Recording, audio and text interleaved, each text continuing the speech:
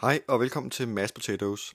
I dag vil jeg vise et lille trick, som jeg faktisk bruger hele tiden, men som jeg har en idé om, at der ikke er så mange, der kender til. Og det er det, der hedder Smart Objects. Og det er sådan en fast funktion i Photoshop siden, jeg tror, Creative Suite 1. Ideen er, at jeg har her et billede, som I kan se, jeg har pastet ind oven på et andet billede. Og som I kan se, så er det faktisk større end lageret. Og lad os nu sige, at det her det billede, jeg skal arbejde med en komposition og med at få de her to ting til at hænge godt sammen. Jamen, så kan jeg...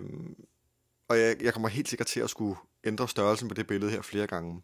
Og som mange af jer måske ved, det er, hvis jeg holder Ctrl nede og trykker T, så får jeg det her Free Transform Tool op. Og lad os nu sige, at jeg så får resizet mit billede ned til den størrelse, jeg tror, det skal være. De skal ikke være så store, dem her. Lad os bare sige, at de skal være sådan her. Og så går der lidt tid, og så finder jeg ud af, nej forresten, de skal da være rigtig store. Og jeg så prøver at forstørre dem op igen, så vil de komme til at se sådan her ud. Altså jeg har mistet en hel masse kvalitet i mit billede, fordi jeg først har resized dem ned, og nu har jeg så prøvet at resize dem op igen. Så hvis jeg lige undoer det, sådan der, og så er jeg tilbage til udgangspunktet. Det kan godt være lidt uhensigtsmæssigt. Så derfor så det jeg næsten altid gør, når jeg arbejder med at kombinere forskellige billeder, det er, at jeg arbejder med de forskellige lag som Smart Objects. Det jeg gør, det er, at jeg venstreklikker på mit lag her, og så er der en funktion her, jeg kan lige prøve at flytte lidt, så jeg bedre kan se, der hedder Convert to Smart Object. Og hvis jeg vælger den, så kan I se, så får jeg nu sådan et lille ikon på mit objekt her. Det betyder nu, at det her ikke længere er et pixellag. Det vil sige, at jeg kan ikke gå ind og male på laget direkte, som jeg ville kunne på et andet lag. Jeg kan se, hvis jeg vælger min pensel, så får jeg sådan et ingen adgang tegn her. Det her det er nu blevet et billede inde i billedet. Altså det er ligesom en slags container, der bare indeholder det billede, som vi ser her. Det vil sige, at hvis jeg nu ændrer størrelsen, I kan også se, når jeg trykker Command-T eller Control-T på en PC, så får jeg nu de her streger igennem billedet. Og det betyder altså, at når jeg for eksempel resizer billedet her, nu skal jeg lige gøre det ordentligt her, at når jeg prøver at resize billedet, jamen så vil den beholde den oprindelige, eller den vil beholde alle data i billedet. Det vil sige, at jeg ændrer sådan set ikke på, hvad for nogle pixels der findes i billedet. Den ændrer bare på, hvordan de her pixels vises på i den her komposition.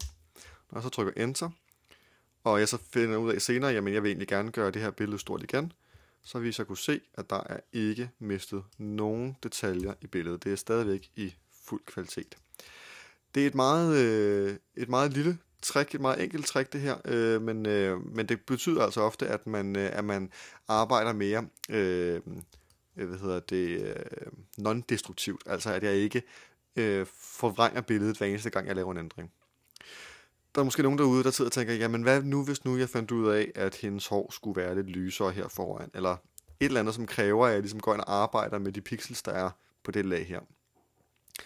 Selvfølgelig kunne jeg lave et nyt lag ovenpå her, med noget softlight eller et eller andet, og så bare male med hvidt på laget her, og det vil selvfølgelig stadigvæk påvirke laget nedunder gennem en blend mode. Men hvis nu vi siger, jamen jeg vil gerne ind og påvirke de konkrete pixels i det billede her, jamen så kan du sådan lidt bare dobbeltklikke på ikonet her, og så vil den siger den nu til mig, at den nu åbner billedet i en ny fil. Og når jeg så har lavet mine ændringer ind i det billede her, lad os bare lige for eksempel sige, at jeg bare lige maler et stort rødt kryds henover, og jeg så går op og trykker File og Close, så spørger den, om jeg vil gemme, jamen det vil jeg gerne. Så kan jeg se, at nu det røde kryds, altså de pixels, jeg lige har tilføjet, de er nu med inde på det her Smart Object. Og det vil også følge med, hvis jeg går ind og ændrer størrelsen igen. Nu fik jeg lige rykket det hele rundt med min mus. Så lige bortset fra det med krydset her, så er det faktisk en rigtig smart funktion, som gør, at man kan arbejde non-destruktivt i Photoshop. Jeg bruger det ustandsligt. Jeg ved ikke, om det er noget for jer, men jeg håber, at I fik noget ud af at se, at det var en måde, man kan arbejde i Photoshop på.